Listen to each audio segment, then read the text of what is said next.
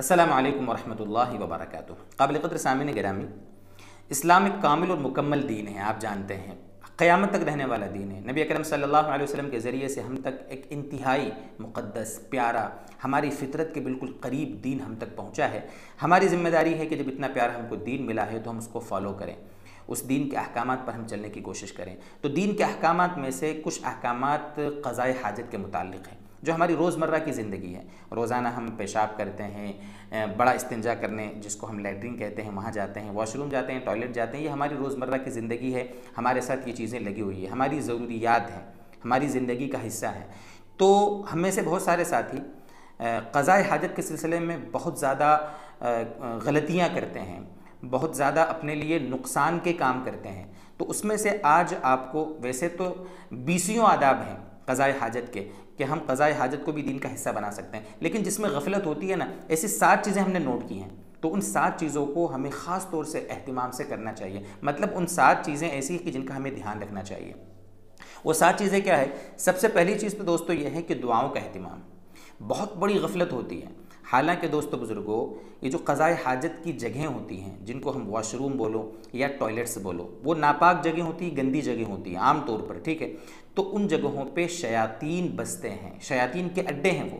ख़ुद नबी अकरम सल्लल्लाहु अलैहि वसल्लम की रिवायत ऐसी मौजूद हैं। आप सल्लल्लाहु अलैहि वसल्लम ने रिवायतों में सराहतन फरमाया है कि ये जो जगहें होती हैं, ये ऐसी जगह होती है जहाँ शयातीन बसते हैं, शयातीन के अड्डे हैं। इसलिए मेरे दोस्तों, जब भी इस्तिंजा के लिए पहुँचे आप, या कहीं जंगल में गए हैं, तो अपने कपड़े उतारने से पहले, सतर खोलने से पहले दुआ का एहतिमाम करें। मैं आपके सामने दुआ स्क्रीन पर लिखता भी हूँ।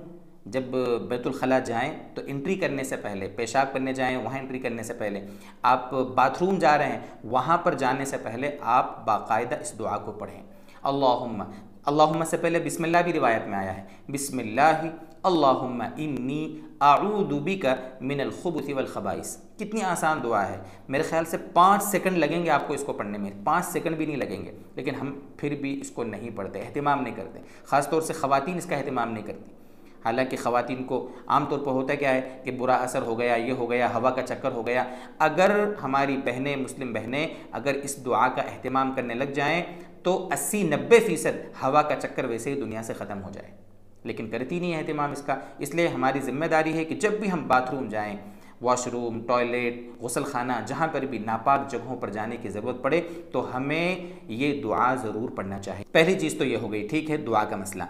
दूसरा मसला है कि जब भी आप बाथरूम जाएं, यानी पेशाब करने या बैतुल खला करने, ठीक है, जब भी जाएं तो सर ढाँक कर जाएं। नबी अकरम सल्लल्लाहु अलैहि वसल्लम की आदत शरीफ़ा थी। नबी अकरम सल्लल्लाहु अलैहि वसल्लम की हमेशा आदत थी कि सर ढाँक कर जाया करते थे। सर ढाँक कर जाने में हमारे बहुत सी बीमारियों से हिफाजत है। ख़ासतौर से 2 बीमारियों का जिक्र करता हूँ। एक चीज़ तो है कि उलमा ने लिखा है कि सर ढाँक कर न जाने की वजह से निसियान की बीमारी पैदा होती है, भूलने की बीमारी।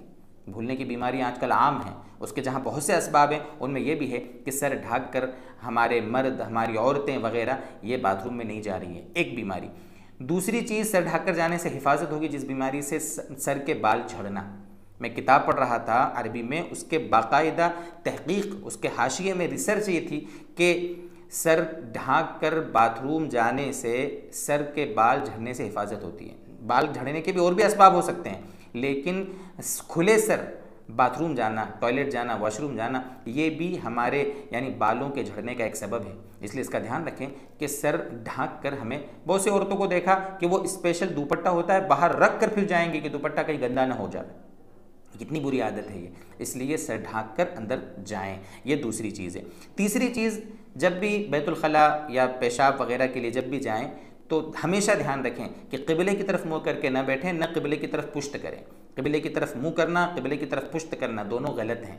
बल्कि हम हनफी मसलक में नबी अकरम सल्लल्लाहु अलैहि वसल्लम की अहादीस की रोशनी में तो ये बताते हैं कि आप कहीं मैदान में हो, खुले में हो कहीं पर, या आप बिल्डिंग में हो, हर हाल में आपको क़िबले की तरफ न पुश्त करना है, न क़िबले की तरफ आपको मुँह करके बैठना है। ये तीसरी चीज़ जिसका हमें ध्यान रखना है। चौथी चीज़ जिसका हमें ध्यान रखना है, जिसमें हमारे ख़ास तौर से नौजवान जो मर्द तबका है वो इसमें बहुत मुब्तला है, बहुत मुब्तला है। वो क्या है कि जब पेशाब करते हैं या बैतुल खला करते हैं, ख़ास तौर से पेशाब करते वक्त ये बीमारी होती है कि पैंट है, जीन्स पहने हुए हैं, लोअर पहने हुए हैं, अब पेशाब करने के लिए बैठे हैं, जो तहारत खाना होता है वहाँ पर, तो मुकम्मल इत्मीनान हासिल करें। इत्मीनान का मतलब होता है कि पेशाब के कतरे निकलने का पूरा इत्मीनान हो जावे कि हाँ अब पेशाब के कतरे नहीं बचे हैं। किसी भी तरीके से खकार कर हो, वहीं उठबैठ लगा कर हो, एक दूसरे पर पैर रख कर हो, किसी भी तरीके से, या हल्का सा वहाँ चहलकदमी करके किसी भी तरीके से मुकम्मल कतरे उतर जावें। उसके बाद आप धोएं, ढेला इस्तेमाल करें या पानी इस्तेमाल करें, जो आपकी मर्ज़ी, ये बहुत ज़रूरी है। होता क्या है, वैसे उठ जाते हैं धोकर और एक दो बूंद जो है, एक दो कतरे जो होते हैं, एक दो ड्रॉप वो अंडरवियर में गिर गई या पैंट में गिर गई, ये कितना बड़ा नुकसान हो गया। पैंट नापाक हो जाएगी, नमाज कैसे होगी हमारी, बड़ा नुकसान है। इसलिए इस्तिबरा हदीस पाक की रोशनी में ये वाजिब है। वाजिब का मतलब ये है कि अगर नहीं हम करेंगे इस्तिबरा, यानी मुकम्मल इत्मीनान हासिल नहीं करेंगे, नमाज के मसले हो जाएंगे, अज़ाब क़ब्र के मसाइल हो जाएंगे, बड़ी बड़ी दुश्वारियाँ हैं। इसलिए चौथे नंबर पर बड़ा अहम मसला है कि हम इस्तिबरा करें, ठीक है। और पांचवी चीज़ है जिसका हमें एहतिमाम करना है, गुस्ल खाने में पेशाब करना। गुस्ल खाना नहाने के लिए बनाया जाता है, यानी कि गुस्ल करना, ठीक है, टेक बाथ जिसको कहा जाता है। गुस्ल करेंगे, उसमें हम नहाएंगे, गुस्ल करेंगे, शावर लेंगे, वहीं पर पेशाब करना गलत है। बल्कि गुस्ल खाने में पेशाब करने से वसवसे की बीमारी पैदा होती है। हदीस पाक की रोशनी में अल्लाह के नबी सल्लल्लाहु अलैहि वसल्लम का सराहतन ये फरमान मौजूद है। हाँ, अगर पक्का बाथरूम है कि अगर वहाँ पर हम एक तरफ बैठकर अगर पेशाब करते हैं तो आसानी से बह जाएगा, तो ठीक है, उसमें इतना बड़ा मसला नहीं है। लेकिन कच्चा बाथरूम है जहाँ छींटे पड़ने का डर है, वहीं से छींटे नहाने की बाल्टी में पड़ने का डर, अगर ऐसा है तो फिर हमें इसका ध्यान रखना चाहिए, एहतियात बरतनी चाहिए, ठीक है। ये हुई पांचवी चीज़। छठी चीज़ है खड़े खड़े पेशाब करना। खड़े खड़े पेशाब नहीं करना चाहिए। नबी अकरम सल्लल्लाहु अलैहि वसल्लम ने सहाबा को बाकायदा इसकी तलकीन फरमाई। खुद आप सल्लल्लाहु अलैहि वसल्लम बैठकर पेशाब फरमाते थे। कभी मजबूरी में अलग मसाइल हैं, आप कहीं ऐसी जगह फंस गए कि वहाँ पर आप बैठकर नहीं कर सकते, नीचे नापाकी है, आप खड़े खड़े यानी बैठकर करने जाएंगे तो नापाकी में मुलव्वस होने का डर है, बैठने की जगह नहीं है। जैसे एयरपोर्ट वगैरह पर जो कमोड वाले जो वॉशरूम होते हैं, कमोड वाला जो टॉयलेट होती है, अंग्रेज़ी जिसको वेस्टर्न कहा जाता है, वहाँ पर ठीक है दुश्वारी होती है, तो आप खड़े खड़े कर लें और उसके बाद आप इस तरीके से खड़े खड़े फारिग हों कि भाई अपने कपड़ों को न लगे और टिश्यू पेपर से उसको साफ़ कर लें।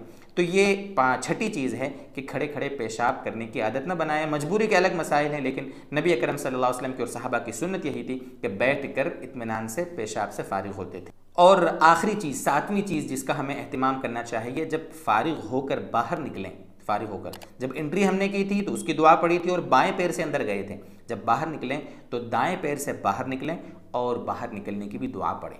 गुफ़रानक अल्हम्दुलिल्लाहिल्लज़ी अज़हब अन्निल अज़ा व आफ़ानी। और भी दुआएं हैं, बड़ी जानदार दुआ है, अल्लाह से मग़फ़िरत की दुआ भी है इसमें, और साथ में आफ़ियत, अल्लाह ताला का शुक्र कि अल्लाह ताला तूने, कितने लोग हैं जिनको दवाइयाँ खा कर और इलाज करा कर अपना यानी जो पाखाना और पेशाब वगैरह निकालना पड़ता है, और हम देखो अल्लाह तेरा शुक्र है कि तूने आफ़ियत से फारिग किया, जो मुज़िर चीज़ थी उसको निकाल दिया, जो मुफीद चीज़ थी उसको हमारे जिस्म में बाकी रखा। इस पर अल्लाह का शुक्र अदा करना चाहिए। ये कुछ बातें थी जो टॉयलेट के गोया कह लो आदाब, सुन्नतें और वाजिबात में से हम कह लें कि ये ज़रूरी चीज़ें थी। अल्लाह करे कि दीन इसी तरह हमको आसानी से समझ में आता रहे और हम सब पूरे दीन पर आफ़ियत के साथ मौत तक चलने वाले बने।